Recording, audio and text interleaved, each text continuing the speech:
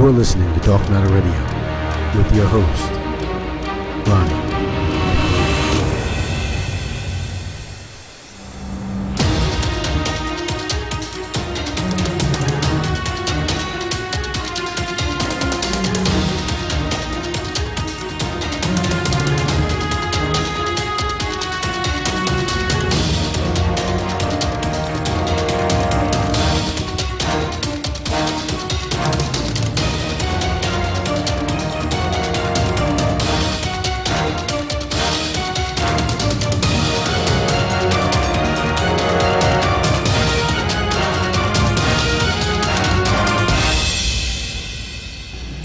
Everybody, I just wanted to say good afternoon. I wanted to do this quick report about something that nobody is talking about. Why did America drop 40 tons of bombs on this Iraqi island? Apparently they were after to kill every single last Al-Qaeda member possible. Now, as we remember, in the second week of September, the first week of September, Trump said that they are canceling all secret talks between the United States and Al-Qaeda. Why? Because he said Al-Qaeda was destroyed. A couple of days later, they did this. They dropped 40 tons of bombs on an Iraqi island. In a dramatic and destructive demonstration earlier this week, a formation of U.S. Air Force warplanes dropped 40 tons of bombs on an island in the Tigris River north of Baghdad. Islamic State militants have been using Qantas Island in Salah in Din province as a staging area, according to the United States-led coalition in Iraq and Syria. Now, this is very, very, very interesting because they said that Iraq or Al-Qaeda was done, they were finished, and they had no longer any need to do anything with them. This is remnants of what they did to Japan. Japan, just before they dropped the atomic bomb on them, two of them, Hiroshima and Nagasaki, Japan had already surrendered days before the bombings, and they dropped 2 nuclear bombs on an island that had already given up in the war. Don't believe me? Check it out. All right.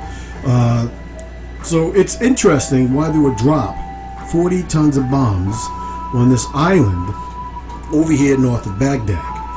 Well, one of the Army colonels, Miles B. Kiggins III, a spokesman for the Pentagon Operations Inherent Resolve, described the island in a tweet as Demish infested, using Arabic terms for ISIS.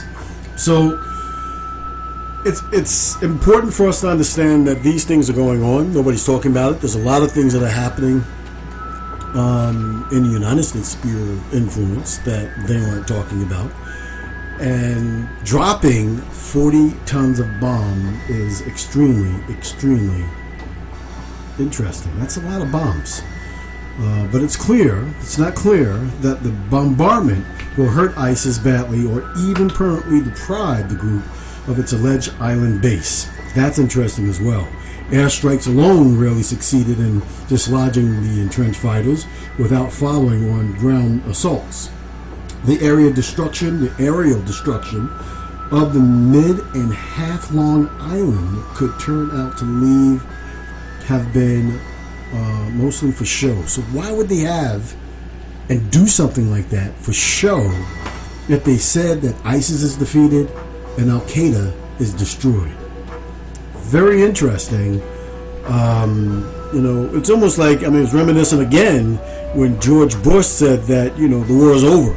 And, almost 15 years later, we're still there in that area fighting these supposed people who destroyed the Pentagon and who destroyed the Twin Towers over here in New York. So, and again, that's a story for another day as well, if anybody's really up to date on those kinds of things. But this spectacular of massive airstrike on Monday morning in September required careful planning. F-15E fighters, bombers, and F-35A stealth fighters, apparently operating from Air Force Central's Al Dhafar Air Base in the United Arab Emirates, together dropped 41-ton precision-guided bombs, each costing around $20,000. So, do the math. This was not an inexpensive sorties, as they would say, right? Using precisely smart bombs helped ensure that munitions would strike at regular intervals across the island, according to the advisors that were giving out the information. Adding in the cost of fuel and maintenance for aircraft, the air raid total price could exceed $1 million. And $1 million for an air raid, to be honest with you, it really isn't that much. It's really the reason why they dropped 40-ton precision-guided bombs in the first place is what I'm getting at. And it is very difficult to understand exactly what the United States plans to get out of this. But again, it all goes hand in hand, because when they took a survey of how many precision-guided bombs that they had, they were at a loss. They were, during Barack Obama's administration anyway, they didn't have many guided bombs left, right? Each of them costing almost $1 million to make.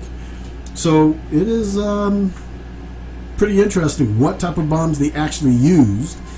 And if each of these bombs, the precision-guided bombs that they used, cost $20,000, they might have been cheap.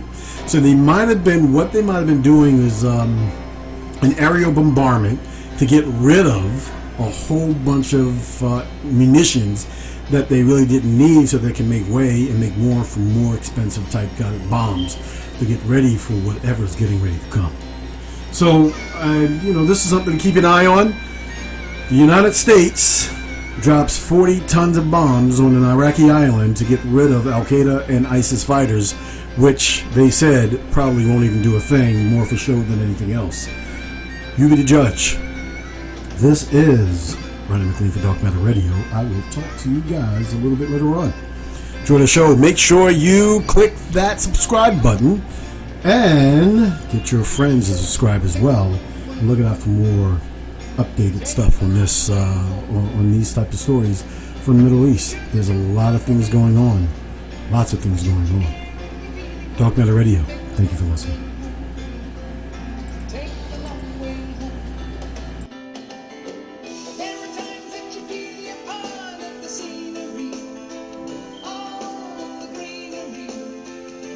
Coming down.